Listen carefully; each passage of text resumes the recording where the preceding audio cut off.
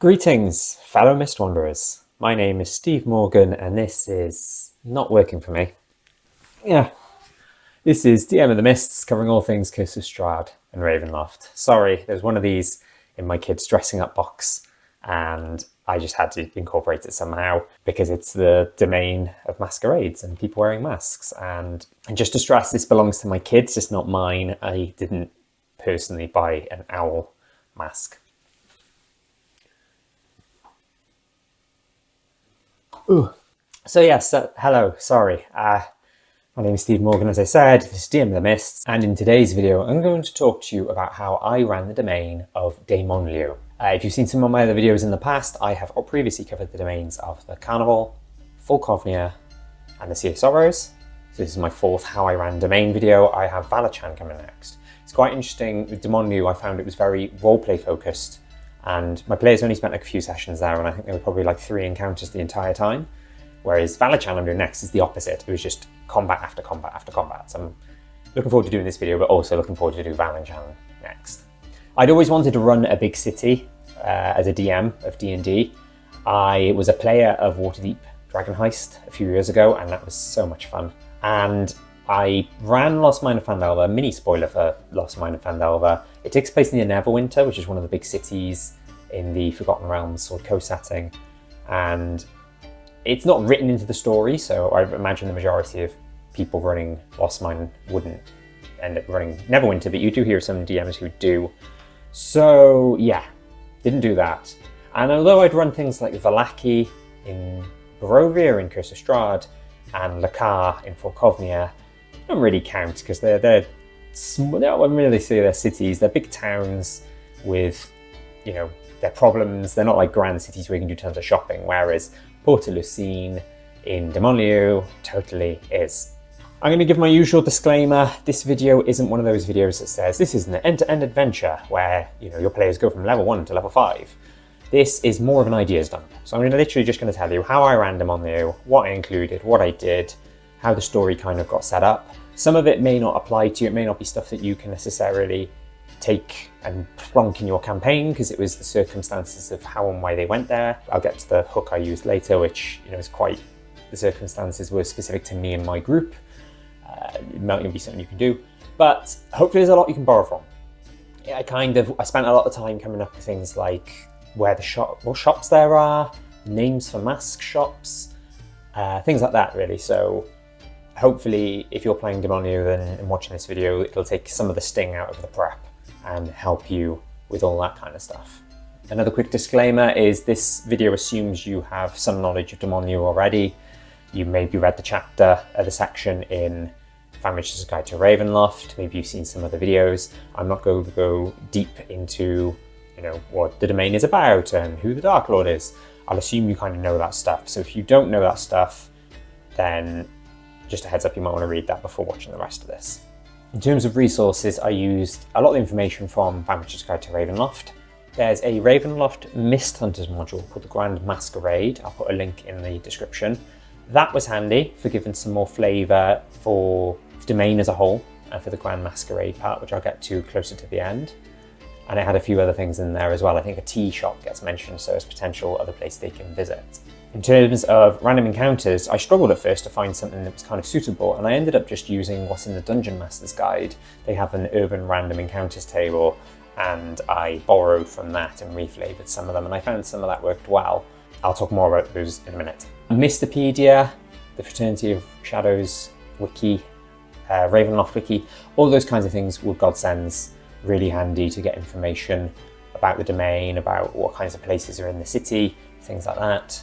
And in terms of NPCs, there's a old resource, I think 2nd edition I found, called Champions of the Mists, that gives information about various Ravenloft NPCs. Larissa Snowmain, who's mentioned in Grand Masquerade to Ravenloft, is in there. There's a few others, some of whom I recognise from some of the old Ravenloft novels, but they have information about Alanik Ray as well, who I included in Dementlieu, which I'll get to soon, and it gave some more flavour about him, which I thought was really cool.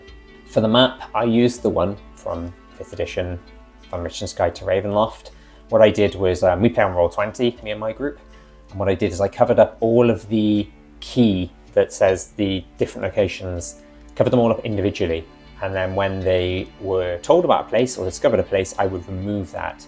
That way they didn't see a list of like 20 places and be like, oh, there's a waxworks here and a university, because they wouldn't know those things. But the person who, they arrived by ship, and the person who took them pointed out a few things. Oh, that's the Duchess's Island, and there's the university over there, and things like that. And that was good, because then I could remove those. And as they learned of more places, I removed more and more. And there were some places that didn't get removed at all. So there's places that the players didn't even get to see, which is, keep them intrigued, keep them wondering what they did and didn't see.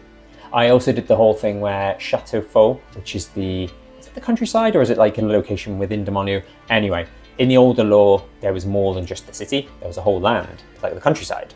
But in 5th edition and Van Richten's Guide, it's just contained the city, Port-a-Lucine, and Chateau Faux is like a distant thing. People talk about it as if it's there, like they know of it, but I just kept it contained to the city. And the map as well doesn't show, it shows a lot of locations, but it doesn't show locations such as Alanik Ray's office, his detective agency. It doesn't show where any of like the inns, taverns, restaurants, shops, any of those are. So I kind of just had to, based on the lore I found of like, inn names and restaurant names, I just placed them around the city in various points, and same with shops as well. If they suddenly went, oh, I want to go armour shopping, I just had to improvise an armour shop, which happened a few times. I'll get to that later. In terms of music, I usually, with these videos, I do a bit where I say, here's some songs I used, and I'll play them later on. To be honest with Dementlieu, I only really used one song called Waterkeep by Tabletop Audio. I should have mentioned Tabletop Audio I almost exclusively use and recommend a lot. They have two songs. One's called Waterkeep, and another's called Candledeep. Can you see what they did there? And there's Waterkeep as this cool city music and ambience, and Waterkeep Night is the nighttime version. I mostly played that when they were wandering around the city, depending on what time of day. And then the big one was for the Red Widow Theatre. I played a song and tried to time moments of the song with what was happening in the action. So I'll talk more about that later when I cover that location. Talking about the shops next. So I had a lot of fun coming up with lots of different mask shop names. I wanted to give the players the impression that the masquerade was so important that there were like a dozen or more mask shops. There were more mask shops than other types of shops. It was the predominant type of shop there. And I posted on Reddit asking for some help, and then ended up putting a comment where I explained, I've got some ideas for things, and came up with a long list of mask shop names. If you feel free to borrow if you want to. A mask for the mask, when life gives you masks, which it plays on if life gives you lemons. Baskin masks, basks and masks, masks, mask spelt as M-A-S-K. I think that was like an old line of toys or cartoon or something, I don't know. Make mine a mask. I can't even remember what that's in reference to. Behind the mask. And I work in digital marketing in my day job, specifically in what's called SEO, search engine optimization. And there's a big trend at the moment, not that big, but there's a few people who call their business something near me, because people search for coffee shop near me or dentist near me, and they actually call their business dentist near me, which to me is just super cringe. So I came up with them called masks near me, which I thought was funny on a few levels, because obviously they're not going to have search engines and Google in the domains of Dread or computers or the internet or anything. So that's just a bit silly SEO in joke there I had to include. I also included a few tailors and dress shops. One was called Swift the Tailor in honor of Taylor Swift. One was called So Divine. And Suit Yourself, things like that. I think I ended up using one that was mentioned in the PhD&D video called Clothing by Flaubert.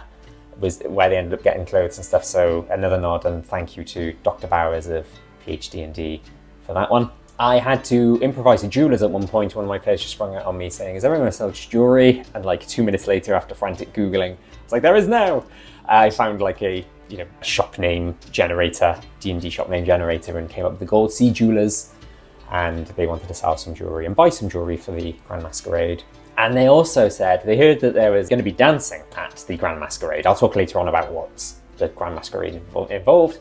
But they said, oh, is there anyone that could do dance lessons? And I was like, back at the keyboard, frantically searching. And I came up with Dooz Dancing, D-O-O-Z. And just for a flavour and for a laugh, I decided that the Dooz, the titular Dooz, was a Loxodon, which is the elephant race. So this sort of elephant person was, you know, very graceful on their feet and teaching them how to do the waltz and stuff like that. And then when it came to doing the dance at the Grand Masquerade, they had advantage on their roll because they'd recently, just a few hours beforehand, spent some time and some money practicing. And then I added the usual stuff that you'd have in a city, such as a smithy, an armourer, adventuring gear, potions, general store, blah, blah, blah. And what I did is, I didn't do it to the degree of Curse of Strahd, mini spoilers for Curse of Strahd, although I'm assuming most people who watch this know Curse of Strahd as well. But there's some of the shops in Curse of Strahd charge more than the standard rate for stuff because supply and demand issues. And I had it that things were probably a bit more expensive, maybe 2-3 times, not the 5 or 10 times it is in Curse of Strahd, but things were 2 or 3 times more expensive than they would be if they bought them, you know, somewhere else, like on the Sword Coast in Waterdeep, for example. Let's move on to inns, taverns, and restaurants. I borrowed from Mrpedia and the Ravenloft wiki for a lot of this. I think that then referenced Ravenloft Gazetteer Volume 3, has information on Dementlieu, and I think the information comes from there. It gives some inn and tavern names such as the Governor's Hotel, Mutiny Sailor. I found some restaurants and eateries as well called Chez Leon and Golden Fig. I think there are about a half a dozen of each. I just made a note of a few there. In terms of the cost, what I did is I used the classic Player's Handbook expenses, food, drink, lodging stuff, but I obviously veered more towards the wealthy and aristocratic pricing, and I think made it even more expensive again. And for flavour, no pun intended, so talking about food and drink, I had it that I told the players that their characters were eating their food, and the food was all right. It wasn't amazing, but it wasn't, you know, terrible. It wasn't worth the price. Basically, they're paying rocket, sky-high prices for average, good-ish food. And to give them the idea that they are most certainly being overcharged. And because of the nature of the restaurants there, I said they were like ridiculous affairs. Like they're like 10-course meals. They take ages to come out. You know, you're spending like 3 or 4 hours at this one place. When it came to like, they were feeding themselves, plus some NPC allies, plus they treated Alanik, Arthur, and I think a couple of other people who I'll get to later on. And not only food for all of them, but drink as well. The bill one of the times was like 80 gold, which they're at a point in the campaign where they can afford that. And they previously, just before coming to Dementlieu, had wrapped up Niranjan, which has a dragon, as the Darklord. And so they had his treasure hoard. But yeah, it's a wild amount of money to spend compared to when, you know, you look at the PHP prices and like a meal and a stay in even a decent inn is just like a handful of gold or silver, and they were spending like 80 gold. As mentioned earlier, there was also a mention of a tea house in Ravenloft Misthunters module. I didn't use it, but I thought that was quite good as well. Random encounters. So as I mentioned earlier, I mostly used the Dungeon Master's Guide table, and I ended up rolling a runaway carriage, pretty much as soon as they arrived, a funeral procession, I think the next day, and then a pickpocket on the day of the masquerade. And I was really tempted to have maybe then try and pickpocket whoever had the invite. They finally get the invite, which I'll get to later, and then it's pickpocketed from them. But it didn't work out. They didn't travel many places on the day leading up to the invites, and they were traveling by carriage, so it was kind of, they weren't like walking around the streets. So it was quite a difficult thing to slot in. But if they hadn't had the carriage, I would have said it was kind of more fair game, and then would there be a chase trying to get this invite back if they even realised that it had been taken? That could have been a cool thing to include. Another thing I borrowed from, again, a PhD in D, Dr. Bowers. One thing he did was when the players leave one of the restaurants, he suggests that they see people picking out of the bins of the restaurant to eat. And I included that one of the times they left the restaurant to try and show the people there. They only pretend to be rich. They're actually struggling, as it says in the book as well about the domain. They're, you know, struggling day to day and surviving on scraps and things like that. So moving on to the hook. Now the hook for me was a bit of a funny one, and I appreciate that as people may not be able to use this, but my players have got their hands on a magic item called Luba's Talker of Souls. It's from Tasha's Cauldron of Everything. I've already done a video covering it and explaining why it's a really good addition to a Ravenloft campaign. And a side effect of this item is that it can sometimes unleash a monster. And they used it and it unleashed a vampire. And it worked out that it went in the general direction of Dementlieu. Now, the funny thing was, I didn't actually plan to include Dementlieu as part of my campaign, but then it kind of, I wouldn't say forced me, because I could have said it, just the vampire appeared somewhere else. But the vampire appearing in Dementlieu made me think, oh, I want to include Dementlieu now. So it was a really funny thing how it wasn't always part of the plan to include Dementlieu and to do any of this. And then I just ended up doing it, and it ended up being loads of fun. And one of my highlights as the DM was running Dementlieu, I think.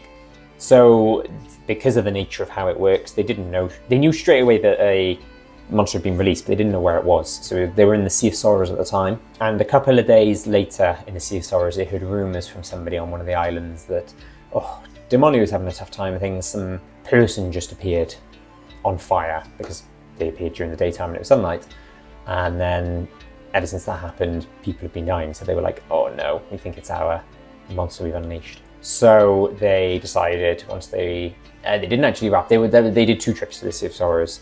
And when they wrapped up the first trip, they kind of got waylaid out by the Darklord, Pietra. They got sent to Naranjan, and before returning to the Sea of Sorrows, they then did Dementlieu. So they arrived. A friend of theirs, exactly the ex-wife of one of the PCs, has a ship and dropped them off in the dock in Dementlieu in port-a-lucine. And they arrived, and one of their allies was, and still is, Jennifer Weathermaid Foxgrove, one of the Mistwanderers mentioned in Van Richten's guide. And she said, 2 other people that Van Richten mentored, Alanik and Arthur, are here. We should try and find them. And she said she roughly knew where their office would be. And when they were on their way to just generally walking through the city, they encountered this man who's screaming, help, no, my horses. And his horses and his carriage are gone wild. Somebody did a big noise and it spooked the horses and they're running. And then they had to decide quickly within like a round or 2, how do they stop it? And I think Jennifer, she's a druid, she did entangle, and it caused the horses to get tangled. This carriage driver then was very grateful and said, I'll give you a reduced rate driving you around the city, and I can be a bit of a tour guide and tell you some stuff. Now it was really funny. This seems like really contrived and like helping out my players lots. They arrive at the city, they don't know anything. Straight away they meet someone who's very knowledgeable of the city, who can taxi them everywhere. Honest to goodness, it was just a roll in the random encounter table. The first roll I got was runaway carriage. Well, they might call it runaway cart, but I flavoured it to be runaway carriage. So it wasn't me, inserting this in and making life easier for my players. It was just the luck of the dice. And this dude, he knew of this detective agency they were talking about. So he takes them to Alanik and Arthur's home, the detective agency. I used this map that somebody drew and posted on Reddit of what's called Alanik Chateau. There's some descriptions in some of the Ravenloft Misshunter modules. Ironically, the one that's Dementlieu, Grand Masquerade, I don't think it mentions it, or at least if it does mention it, it doesn't give a description of what it's like inside. But there's at least 3, numbers 3, 9, and 12, if you go through the list. I double checked, and they should all have descriptions of Alanik's home. It's pretty good because it tells you what kind of furniture is there, even things like the smells and other senses of. It helps to give a real flavour of Alanik and who he is and his home. So feel free, if you've got those already, they're in there. If you want to just buy one of them instead of buying the bundle, buy 3, 9, or 12. 9 is a Valachan related module. So if you're planning on playing Valachan anyway, I was going to recommend that heavily in my Valachan video, which is going to be probably my next Ravenloft video after this one. For stat blocks for the pair, in the book it recommends the spy stat block. And for Arthur, I just went with the vanilla plain spy. It has a short sword and a crossbow if memory serves. For Alanik, I had a lot of fun with this. He is an elf, so I gave him Elvish traits for a start, so he could speak Elvish as well as Common, and he had Fey ancestry. And in the 2nd edition resource Champions of the Mist, which I mentioned earlier, it has a few suggestions of magic items he has. It has a Hat of Disguise, which I didn't actually bother with. I can't remember the reason why. I think because they've met a few other people, such as Rictavio in Curse of Strahd, who already had those things. But it does mention he has Eyes of Minute Seeing, which kind of gives him advantage on investigation checks, and Golden Fang, which is a magical dagger, a +3 dagger. I also, because of his artwork in the book shows him with a gun, I changed the crossbow into a gun to match the art. It was at this point they introduced the players, the PCs, to their friend Jander Sunstar, an expert on vampirism, because they deduced that this person had arrived on fire, and because of other clues such as finding dead bodies with 2 holes in the neck kind of thing, they deduced that this monster that just arrived in Dementlieu causing havoc was a vampire. So they invited the expert in vampirism, Jander Sunstar, to meet the players. And that was my first time my players met Jander Sunstar. I recently did a video all about Jander Sunstar, which overlaps a little bit with what I'm talking about here, and how I role-played him, other ideas I have for him, other adventures he can be involved with, so feel free to check that out. But Jander had a theory. Jander said vampires like nobility, they like the finer things in life, or undeath, I guess would be more accurate. And he had a theory that, a vampire in Dementlieu in port-a-lucine is like, playground. And he surmised that the vampire would likely want to go to the Grand Masquerade and maybe potentially take over as the leader of Dementlieu and challenge Duchess Saidra de Harnair for rulership of Dementlieu. So aspiring Darklord versus the current Darklord. So his theory was, we need to get to the Grand Masquerade. Now, I had it in game that I think the next Grand Masquerade was about 3 days away, so there's a ticking clock to make sure they got there in time. And the detectives and Jander explained there's a few ways to get an invite to the Grand Masquerade. The two main ways are spend lots of money, flash the cash a little bit, or do lots of good deeds. Saidra likes to invite interesting people who are either very rich or very noteworthy, they're heroes who are solving lots of crimes. Alanik and Arthur haven't actually been themselves, which I'll get to in a minute as well. But those are the two main ways to do that. So Alanik and Arthur say, we've got a few things we actually were hoping to do over the next few days. Maybe you can help us. And then we could potentially all score an invite together. If you don't manage to get an invite, you can forge one. You can steal one. They heard some rumour about some 3 kind old women who like to help people get there, and that's the 3 green hags and the 3 odd gables. I didn't go down that direction and use them, but they were mentioned and that could have been a possibility. They could charm their way in, whether that's naturally or magically, or they could sneak in uninvited. And they'd heard an interesting rumour from eyewitnesses and past attendees of the masquerade, given that I just mentioned Alanik, Arthur, Jander had never actually been to one before, which is that they'd heard rumours that if you upset Saidra, she teleports you off the island. And if you've read the information about Ambitious Guide to Ravenloft, you will know that's not what happens. She disintegrates them. But what I like the idea of is that they think that that's what happens, and then when it's revealed later on in the Grand Masquerade, they're like, oh, that's not teleportation. So a sweet reveal for later on. So Alanik and Arthur give them a few quests, which I'll detail in a minute when I go through them all. And they also recommend, as part of the sort of flash the cash, spend lots of money thing, we should eat at the finest places. You guys should stay at the fanciest hotels and inns, and that's a good way to get noticed. So try and do as many of those quests as possible, try and spend as much money as possible by going to the finest establishments. And in one of the restaurants they went to, I had this role-play moment where on another table was this really obnoxious man who, I think I borrowed the name as one of the council members from the old law of Dementlieu, and he was there and he was being really abusive and nasty to one of the waiting staff, and one of my players kind of persuaded him to be nice. He rolled a persuasion check and he got a natural 20, and then this guy was suddenly like their best friend and he's like saying, I like you guys, I'm going to tell Saidra all about you. So that worked in their favour. They also were told, buy formal attire for the party. There's one of the mask shops is more expensive than the others, buy the masks from there. And travel around with the coach if you can. And they already knew the taxi guy when they saved the horse in the carriage.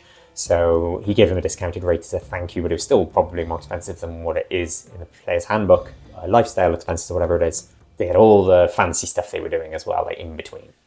Okay, so the adventures they had before the Grand Masquerade, I would say there were kind of like 3 main ones. There were 2 quests that Alanik and Arthur gave them. But before either of those happened, I'll say what those are first of all, actually.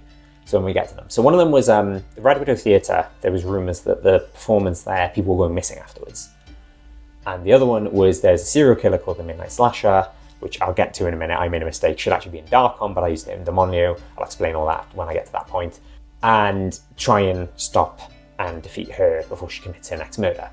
But as they were about to leave and go for like a little wander and maybe go towards the Red Widow Theatre, an old woman goes to the detective and says, excuse me, Mr. Ray, my neighbour, he's not been seen for a few days. Please, could you investigate? And they're like, okay, we'll do that. So they went with this old woman to her house and investigated where this neighbour had gone. And it turned out he was in the house and he had died of natural causes. And he died at his desk. He was an older man, but he struck a strong resemblance to one of the players' characters, an Air Genasi. And on his desk in front of him is an invite to the next Grand Masquerade. And so this was kind of the fallback. If they couldn't get an invite for any other reason. They could pretend, this PC could pretend to be this guy. And I did have it planned that Saidra would be like, you're not so-and-so, the Verdant / Triton / the elf. You're an imposter. And then, you know, start blasting with disintegrate. In the end, they didn't need it because they scored an invite properly, but I like the idea then. It kind of put them in a quandary as well, because they were like, this woman's outside wondering what's happened to this man. And they actually lied to her and kept his death hidden, because as soon as they well, if his death gets revealed, his invite will be nullified potentially. Or you definitely can't pretend to be him because people know he's dead. So one of the characters cast Death Gentle Repose on him, so his body didn't go stinky. And they kept his death hidden, and they lied to the old lady saying, oh, we don't know where he is. We couldn't find him in there, or something like that. Oh, no, I think it was, oh yeah, he's just resting in bed. And then so that when, obviously, you know, days later he's found again, he's actually, you know, they would say he just got discovered that he must move to his desk or something. Oopsie. Okay. So the Red Widow Theatre was the first sort of adventure they went to. And on the way to there, they came across a funeral procession. And I had it that there was this samurai who was there wearing a mask, and he was walking alongside a cart that had 3 coffins in it, 2 of which were smaller, suggesting that it was his family. And that becomes relevant later when I get to the Grand Masquerade. When they got to the Red Widow Theatre, they had to pay some money to get in. I think it was like a few silver each. They'd gone during the day, a matinee performance, and I said that there were a few people around. It wasn't super busy, lots of empty seats. I used this extraordinary map from, I don't know the pronunciation, and I couldn't find it when I looked online. Chepeku, rubbish with pronunciation at the best of time, which you'll know if you've seen my other videos. So apologies if I have absolutely butchered that, which you probably have. They have done this amazing map. They do lots of amazing maps. In the Sea of Sorrows video, I talk about how I used a lighthouse map they used, and they have this cool style where it's top down, but it's almost like tilted, so it's kind of 3D-ish. And they've done that with the Grand Theatre, or they might call it Opera House actually. I think it's their Opera House map. And they have different versions as well. So what I did is I had kind of curtain down before the show started and they got their seats. Then everything goes dark. And then there's this cool one that kind of looks quite Halloween-y and is lit purple, which I thought was perfect for what the show was going to be about. There's also a little pit for all the musicians. Because I didn't want to put loads of tokens in there, I just said that they were, like you get animated swords and you get like flying, floating objects and things. I said it was basically just a floating orchestra of instruments playing all the music. Speaking of music, I used from Tabletop Audio, he has a song called Grand Theatre. And a lot of his music usually, it's 10 minutes long and it loops. It's like 5 minutes and then it loops again, and then of course you can just loop it constantly. And I think there is an option for that for one of his alternative ones for the Grand Theatre, but for the Grand Theatre, it's just like a performance. So it starts off, the first minute or so is just, it sounds like the orchestra warming up, then the music stops, or the warming up stops, then the curtain lift sound, then there's occasionally sounds of people like laughing. Towards the end, the curtain drops and you hear applause. And I actually tried to time it for when these things happened. So when they were first choosing their seat, it was the warming up. I then changed the map and it went dark, and then went to the sort of Halloween-y, purpley one as the curtain sound raised. Later on, did the applause after what happens, which I'll get to in a minute. And I think I pulled it off, and I think it worked well. And I just thought it was just really good fun. It was more work for me and more things to think about and think, oh no, got to time it right. But it was worth it. It was worth the hassle of doing it. So the one-person show they were watching, a drow woman walks onto the stage, and she announces herself as Breeza Doerden of House Doerden. Now, for those of you who know your famous D&D characters lore and know of Drizzt Doerden, the famous drow, Breeza in the old novels was his sister. And this is not actually Breeza. This is just somebody pretending to be Breeza, as I'll get to in a minute. It's not even a person, it's a monster. But she looks like a drow and talks. It's a one-person show talking about drow history, drow culture, drow civilization. She cracks a joke about how women run the show, women of Dementlieu. Maybe you should make notes, ha ha ha. People laugh, and hopefully at times with the laughter in the song. I said that she basically just does this for about an hour, and I said that if, not that it really came up, but if the players wanted, and if they'd have to probably remind me, if anything drow related comes up that requires like a history check, they could do it with advantage because of all this information they absorbed during this show. She then, at the end of the show, says, I would like to give a demonstration. Is there any volunteers? And if neither of my players volunteered themselves, I would have Alanik go on the stage, but instead one of my players volunteered. And at that point, she transformed into a giant spider and said that she was going to bite this player to demonstrate what it's like to be bitten by a giant spider. Except it wasn't actually just for show. She actually bit the player. The idea was that these people are going missing. If the person was part of a group, then she would let them go. But if the person was on their own and volunteered, or nobody came to check up on them afterwards, then that was her little treat and snack for later on. Yum yum. And then the player from the stage was like, ow, that bloody hurts. Come and help me. Other player and NPC allies, Alanik, Arthur, Jennifer, and so on. And then there was a big battle. And Jennifer has access to Moonbeam, and she cast Moonbeam on the drow / giant spider, and it transformed into true form a yochlol. A yochlol is a monster, I think it's from the monster manual, and it's essentially a monster that can transform into a drow woman as a disguise, or a giant spider. Perfect. And this yochlol had a bunch of minions, which all started just coming out from behind the curtains and the set on the stage and from inside the orchestra pit. Swarms of spiders, phase spiders, giant wolf spiders. I just used all spider-themed monsters, basically. And it was quite a funny one, because I didn't think it'd be that difficult a battle, but my paladin PC got downed, I think, at one point, because the yochlol, I think, just happened to roll like 4 natural 20s on attacks, and it did start to get quite ugly as battles go. But they managed to defeat the yochlol and defeat all the other spiders. And what I had happen was all the people stayed in the audience thinking it was part of the show, and then, timing it with the music, you hear applause and you hear the curtains go down. And some people in the audience were like saying, that was amazing, well done, and congratulations, that was amazing acting. And my players are like, acting? And that was the end of Red Widow Theatre. Then later that night, they wanted to tackle the serial killer, the Midnight Slasher. So let me explain here where I screwed up. The Midnight Slasher isn't actually a serial killer from Dementlieu. It's a serial killer from Darkon. But it's mentioned in Alanik Ray's backstory from when he used to live in Darkon before moving to Dementlieu, which is how I made the mistake. So by the time I realised that afterwards, I'd already said there's this serial killer called the Midnight Slasher, so I kind of borrowed it from Darkon. Feel free to do the same as me, or change it if you'd rather keep the Midnight Slasher in Darkon. I had it that the Midnight Slasher was a woman, or someone pretending to be a woman, like a monster that looked like a woman, similar to our yochlol just now, who targeted scumbag men. And previously, Alanik and Arthur had shown them the map of Dementlieu, and there were various points on the map where every 3 days or however long, the Midnight Slasher would strike and kill someone at midnight, naturally. And there was like a pattern on the maps. And what I had is that throughout the maps, it kind of went, they all followed like an order. And it was always like the roads in Dementlieu were kind of like curved. And it was always where there's like buildings where there's like points. And I was going to explain that to them, but one of the players, Alanik did that classic thing of like, what do you see here? Can you figure it out? See if you have picked up on what we've picked up. And one of the players said, oh, they all look like the points of buildings as if they're sharp blades. And he's like, yes, exactly. And this is where we think she'll strike next. And if you look in the sort of north-ish part of the Dementlieu map, you'll see there's a building called the Crucible Building that has like a point, and I said it was going to happen outside there. The map for that area, I repurposed a map from DM Andy. Now, DM Andy's an amazing map maker, has done a ton of stuff for Curse of Strahd. I think he's done basically every possible map from Curse of Strahd, even from things like the people who do mod guides like Manly Modern, Dragon of Cards, Curse of Strahd Reloaded. He's also done a couple of other domains, and he's done a few maps for Ordair.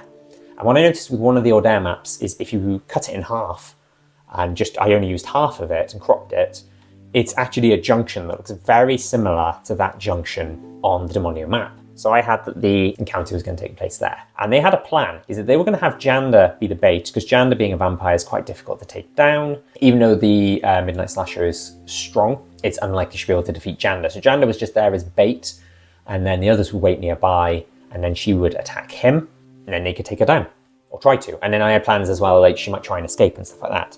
I used the Relentless Slasher stat block for her from Vanisher's Guide to Ravenloft, so it's actually a person that's a fiend, which can do cool things such as Vanishing Strike, where it can teleport up to 30 feet after doing an attack and things like that. So I had the opportunity to like attack and then teleport away somewhere. And so just before midnight, they all wait around in the sort of side streets by the Crucible Building, and there is on the Ordair map, it looks like sort of a fountain or a well or something, and I had Jander just waiting there. He's playing his flute, playing really obnoxious songs and disturbing people, just trying to be a pain. And I had a cool thing where actually some people started walking up to him, and one of them was being really nasty to Jander, and the risk was, instead of targeting Jander, the Midnight Slasher might target this random person who's being a bit of a scumbag. But luckily one of my players swooped in and cast some charming magic. I think it was suggestion to basically say, you should get out of here straight away. And then the person was like, yeah, I think we'll get out of here straight away, instead of he was going to pick a fight with Jander. And because that meant that that person was away, the Midnight Slasher targeted Jander, and collectively they took down the Midnight Slasher. And I had somebody who was at the theatre earlier that day, saw them take down that person as well, and was like, "Oh, remarkable! Oh, surely you'll get an invite to the next Grand Masquerade." We then got to the point where it was the day of the Grand Masquerade, and that morning, after waking up, having breakfast at the inn they're staying with, and going to Alanik's chateau, Alanik says, "Good news! We've had today's post. We've all scored an invite to the Grand Masquerade. Let's go shopping." And took them to various mask shops, and I let the players. I just said to the players, "What kind of masks do you want?" And kind of said, yeah, they got a mask like this and things like that. So they had a little pet as an NPC, and they were able to buy, it's a long story, but it's a silver guard drake that they adopted from, it was a homebrew edition to Curse of Strahd, and they bought her like a little mask as well. They bought some fine attire as well. So I asked them, what do you want to wear? Do you want to wear dresses, tuxedos, etc., etc.? And then for some of the NPCs, they wore formal wear. I think Jennifer was wearing a dress. Alanik and Arthur were in matching suits, stuff like that, really. It was good fun. Jander, I was really proud of Jander. In the novel that Jander's talked about, Vampire of the Mists, he has this special sort of, I think it's like gold and like blue silk cloth. And I said that because he couldn't go with them because it was daytime, he requested that. So it was kind of a nod to that old novel, and he wore fancy clothes related to that. They also had dance lessons I talked about earlier with the Loxodon, and because they got those, I can't remember how much I charged, and it was probably like at least a few gold each, and they had to pay for their NPC allies as well. They had advantage on the roll when they did the dance. When they went back to Alanik's chateau a few hours before the start of the Grand Masquerade, Jander said to them that I've scouted it out and kind of gave them a rough lay of the land. There's usually a person outside the front. There's some minions who scout around the grounds, things like that, just to give them an idea of what they would be dealing with ahead of time so they could think about things. One of them has access to detect evil and good, which was going to be a complete... I knew they were going to do it, so it made my life harder, because if there's only one undead, well, there's obviously Saidra an undead, they didn't know that, but if there's only one other undead in the entire building, they would know it's the vampire. So knowing that they were going to cast that was good to know in advance, because I had a few contingencies for that. And then when they were ready, I said that in the docks near the island, they could hire some gondolas, and the gondolas took them to the island. Now let's talk about the Grand Masquerade, which was a lot of fun to run. For the maps, I used Limithron's maps. Limithron I talked about a lot when I did the Sea of Sorrows, because they do a lot of like pirate and seafaring type maps, and they did one called Governor's Mansion, which doesn't match the shape of what the building looks like on the Dementlieu map, but I struggled to find something, a grand building that was in that size, so I just went ahead and used that. They do day and night versions, they do inside and outside versions. There was a party version which had a black and white floor in the hall, almost like a chessboard style, which I thought would work really well for the Grand Masquerade and the dance. There was also a basement and an upper floor. I think there were two upper floors, which I didn't realise when I was preparing this video, I realised, but when I actually got the maps ready, I thought there was only one floor. I didn't realise there were two. But they didn't go anywhere beyond the ground floor, but the options were there. They could have snuck into, like, say, there's like some stairs on the outside that could have led them into like the kitchen in the basement, and then they could have gone up. But obviously they had an invite, so they were going in through the front door, and they had no reason to go upstairs or downstairs at all. So I got them ready just in case, but didn't spend efforts of time on them just in case they didn't go up them, because that would have just been a waste of time, which it was.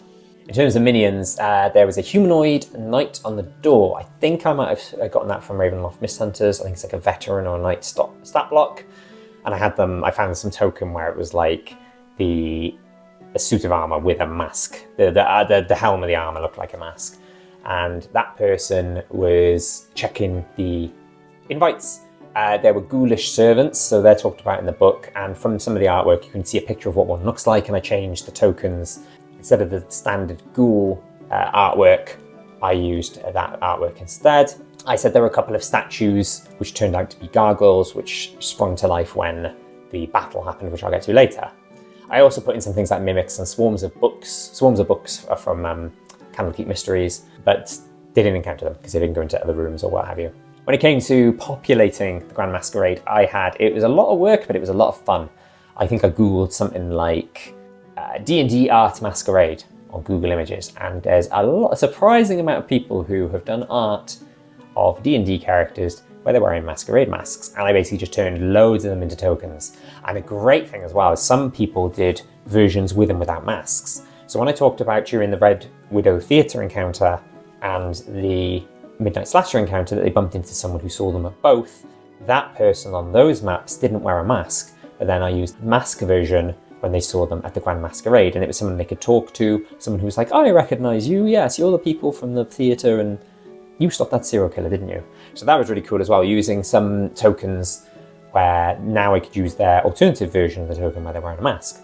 I had it that when they were going to enter, there was the person on the door, and there were a few people in front of them, and 2 people got turned away because they didn't have an invite. Had some man be like, what? That is preposterous. Don't you know who we are? And all that stuff to play up like that they felt entitled and deserved that they should have gone in, but they were so sorry, no invite, no entry. And then I had some other people like going ahead of them, and the person sort of very meticulously checking the invite, checking is it, looking at it in the light, is it legit or a fake? So to give them a feel that this is taken very seriously. And then they went in, and then my players showed their invite, and they all went in fine. After they entered, I had it that they saw the dining room to the side, which is shown on the map. And in the Ravenloft Mist Hunters module, Grand Masquerade, there's actually a section where it talks about all the different kind of food there is prepared by these undead ghouls. And some of them sound really cool, like corpse flower nectar tarts and stone rolls, which are large croutons. And then some of them are like, they've got a little bit of mold on, and these are actually rat legs. So it's quite funny having all this kind of flavour, no pun intended, of all these different kinds of foods they could eat. And it was only when preparing this video now, I missed this at the time, I'm kicking myself, but there's actually a picture of the food as well. So there's artwork to go with it of like a tray with all the food on it, which was pretty cool. When they went inside proper, I had Jander, there's a string quartet at the end of the hall, and I had Jander play a song with them. It's flute, and they played on their string instruments. And as well as tabletop audio music, I like to use a lot from Incompetech. His real name is Kevin McLeod. He's got a song which is only like a minute long, where it's like orchestral music with a flute. I just played that. It's quite cute. And then I had Jander be like, there's something about that string quartet that's suspicious, which the players learned about 5 minutes later what that was.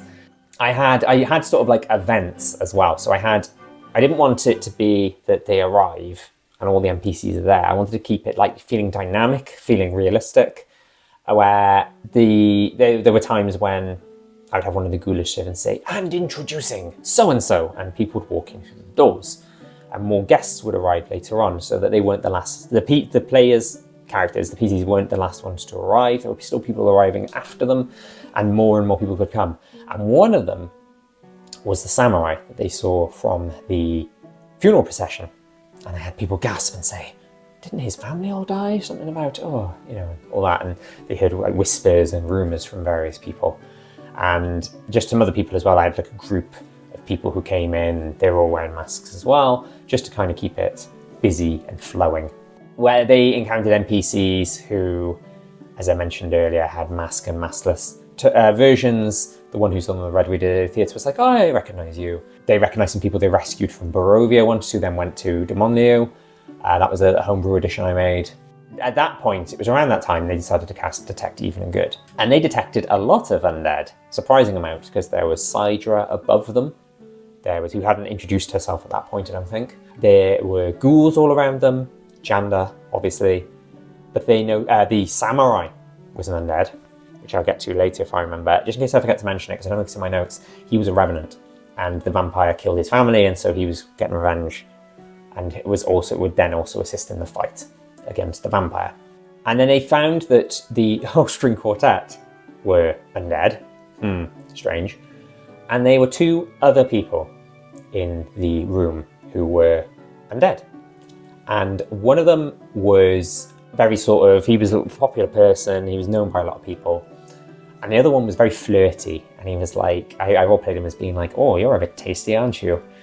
I'd like to sink my teeth into you, to try and be as like a false lead. It wasn't the vampire, but it was one of his vampire spawns. The other person, who acted a lot more ordinary, was the vampire. At that point, I think Saidra introduced herself and introduced the dance and asked people to partner up, and my PCs partnered with, I can't remember if they partnered with each other. I got 2 PCs, 2 players, or if they partnered with different NPCs there with. I had Jander was one of them, partnered with an NPC, and I had random people, including 2 of those undead. The one who was a bit flirty and the one who was acting more normal were some of the dancers. And I did this whole mechanic where, I think it's suggested in either Vanishing's Guide or the Miss Hunters module, where you roll like a dexterity check, and my players got to roll with advantage. And I think Jander and his partner, who might have been another NPC ally of theirs, were the winners. And they won as a prize a wind fan, which art-wise looks perfect because it looks like something that like a fancy lady at that kind of event would have. There was also magic items, so they got some use out of it. Me and my players are big fans of Final Fantasy. The first ever Final Fantasy game I played was Final Fantasy VIII, and there's a big scene in that where there's a waltz and there's music, and I think I played that music as well, which my players really appreciated, and it worked really well. Waltz to the Moon, I think it's called. And I had it as well that Saidra said, so-and-so, referring to the vampire, the non-flirty one. You seem to be a lot more agile and an excellent dancer now that I remember. Congratulations, you weren't the winning team, but I thought you were the best dancer overall, individually. And that was a clue to the players that, well, how is he suddenly so much a better dancer? It's because he's a very dexterous vampire all of a sudden. It was at this point I read the box text and showed them the artwork from Vanishing's Guide to Ravenloft. The unmasking section from the Dementlieu section in Vanishing's Guide, where she says, you! Piercing voice cuts through the noise of the ball, the music stops, blah, blah, blah. I'm not going to read it all out to you. It's in the book, and she condemns him. He's an imposter, and the players see her disintegrate him and turn him to a pile of dust, which one of the ghouls then sweeps up. And it's at that point where Alanik goes up to the players' characters and says, I don't think that was a teleportation spell. And one of my players rolled a Arcana check, and nope, it was disintegration. So they knew that the rumour they'd heard about people being teleported off the island wasn't actually the case. They were being disintegrated. And that was when they had the idea of, hey, if we unmask the vampire, if we think we know who it is, and reveal the vampire to Saidra, Saidra will realise that they are an imposter as well, and she will be casting Disintegrate on the vampire while we also try and defeat and destroy the vampire. And that's what they did. They used something like either Mage Hand or Unseen Servant, I think it was Unseen Servant, to remove the mask. And then Saidra did the same to him. You! I condemn you! Pew! And I don't know whether pew is a sound for disintegrate, I don't know. And essentially tried to disintegrate the vampire, and at that moment, it was just chaos. I had the vampire unleash the vampire spawn minions, including the one flirty one and the 4 people from the string quartet. I had the Saidra's minions, so some of the ghouls who were around, the 2 statues came to life as gargoyles, started to attack Saidra as well. And then all my players, NPC allies, Alanik, Arthur, Jander, the Revenant, the Samurai, it was just chaos. And I remember, and then we got to the commoner's turn, which I put on the turn order as just one turn. I was like, oh God, I've got to move like 30 tokens now. But we got to the end of the session anyway then. And instead of ending at the end of the round, I ended before that turn, so that during the week before our next session, I could just move them all in my own time without, making my players wait for like 15 minutes while I'm just individually moving lots of tokens. I could have just obviously just spread them all out, but just in case the fight moved to places where it put people in danger, I like the idea that they ran out a little bit but wanted to watch what happened. They have access to the Holy Symbol of Ravenkind from Curse of Strahd, so they were trying to use things like Hold Vampires and Sunlight, which was not only a risk to the vampire and the vampire spawn, but to Jander as well. And they were quite fond of Jander and they built up quite a good rapport with him at that point. So they kind of were worried that in terms of friendly fire, he was going to get affected by that. But I think Jander at one point said to them beforehand, says, I know you have that item, use it. Don't care about me, I'll be fine. And then later on, he hid away from he was left the ballroom and went into a different room in order to recover health or something like that. They defeated the vampire and everyone's applauding, and Saidra does an announcement saying, thank you to these heroes for helping me, for helping keep all of you safe. Enjoy the rest of the party, I'll take my leave. And Saidra then left. It was quite a funny one because it wasn't one of those. I had it that Saidra kept the borders open all the time, unless, say, the vampire tried to escape, then she would have closed the borders. And I did have this whole thing planned, or a possible contingency that if the vampire escaped the island, then they could potentially have to find his wherever his lair is, or maybe he's taken over a house in Dementlieu, and we could have had them have to try out and track him down and defeat him in like a mansion house, a manor house in the city. But he was defeated before he left, and I had an idea as well, if that was too, just in case that was overcomplicated things or dragged the things on too long, was that Saidra could do a mini border around her island, so she could trap people within the island, so that the vampire was screwed and would be stuck no matter what. Jander took his leave as well, thanked them once, he recovered from being burnt by the sunlight, and took his leave and went back to his cave on Groach Island, which is where, like, they talk about more about this in the Jander video I did, where that's where I placed him, or where I said he had kind of like a little home. Is it just a cave on this uninhabited island, except for like rabbits and other wildlife? And that was it. That was the Grand Masquerade. It was a lot of fun. There were a few post-Masquerade adventures, but none of them are really tied to Dementlieu. One of them, long story short, was in Naranjan. They found a key from one of Sarthak's previous victims. It turned out it was a case Alanik worked on, a missing person case, and they were able to tell the parents that, oh, your daughter was one of Sarthak's victims. We're very sorry, she's gone, she died. And then they say, oh, that's a key from our family crypt. And they went to the Mother Tears Cathedral, and there was a magic item in the crypt. I even did a puzzle from Tasha's Cauldron of Everything. There's a few example puzzles in there. But like I said, I won't go into too much detail for that because it's not really tied to Dementlieu, other than the fact that it was in Mother Tears Cathedral. And I did have a whole thing planned where I was thinking something about the Ezra statue coming to life in the Mother of Tears Cathedral, or that it moves, it changes shape. Well, my paladin / warlock is his patron is Ebonbane. He doesn't know this yet, but his patron is Ebonbane in the Shadowlands. And I was going to have it that if Ebonbane gets defeated, Ezra becomes his new patron, and the statue, instead of, I think it's described as having her head in her hands and she's weeping, she would change into like holding a sword proudly or something like that, and they would hear rumours about, oh my god, the statue's changed in the church, something like that. And that's it. Thank you for watching. I hope that was useful. Like I said, there weren't a huge amount of combat encounters for that one. I think I only did 3. It was more the role play, it was more the shops, the inns, the restaurants and all that jazz. If I've at least, and the Grand Masquerade obviously, if I've at least taken the sting out of preparing Dementlieu for yourself, then job done. Okay, so the next one I'm going to do, the next Ravenloft video. So the next video I'm going to do after this one is likely to be Curse of Strahd, because I like to intertwine Ravenloft videos, Curse of Strahd videos. The next Ravenloft video I'm going to do is how I ran Valachan, which we wrapped up last session. So last Sunday from when I record this, we finished Valachan after a few months out of game spent there. And it was a lot of fun. And that is going to be the opposite of this video in the fact that it's going to be so many combat encounters, so many monster suggestions. I'm really looking forward to recording that video. And then I also have plans for doing more Ravenloft NPCs. So I did Jander Sunstar. I want to do Esmeralda Davenier, or Ez for short. She's a Curse of Strahd and a Ravenloft NPC. And then I also want to do Ferran Zalhonen, the wizard mentioned in Van Richten's Guide to Ravenloft Mistwanderer section, who my players they explored the Amber Temple in Barovia with him. I'm going to have him show up again in Hazlan, I think. And then he's going to go with them when they find out the nature of the kind of quest they're on. They're going to find out that they've got to go travel to Darkon, and Darkon's going to be the last stop on this campaign or arc of the campaign. Ferran's going to go with him, and he plays a big part in that, which I'll probably talk more about in that video. And that's it from me. Thank you, Mist Wanderers.